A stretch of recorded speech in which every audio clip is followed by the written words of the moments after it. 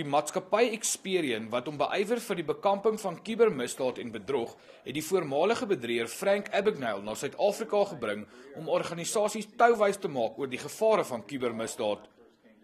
Die Loket-treffer Catch Me If You Can, waarin akteur Leonardo DiCaprio die hoofrol vertolk, gaan oor Abagnale se lewensverhaal. Hy het 40 jaar gelede meer as 2,5 miljoen rand se cheques vervals en hom onder meer as vleienier, prokureur en professor voorgedoen. Nadat hy in hegtenis geneem en vir 'n kort ruk tronkstraf uitgedien het, het die FBI hom as kenner by ondersoeke betrek. En hy help die Amerikaanse regering al die afgelope 35 jaar om bedrieërs aan te keer. Abagnale sê kubermisdaad strek baie wyer as wat die meeste mense besef.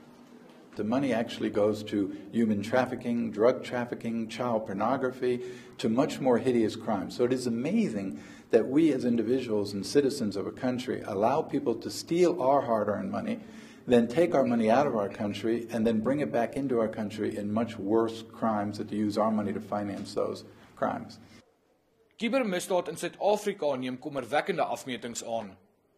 Identity theft is costing South Africans about R1 billion a year, so it's big, right?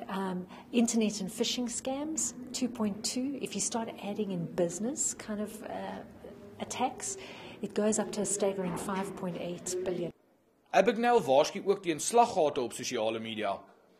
If you're on Facebook and you happen to tell me where you were born and your date of birth, then I'm 98% of stealing your identity.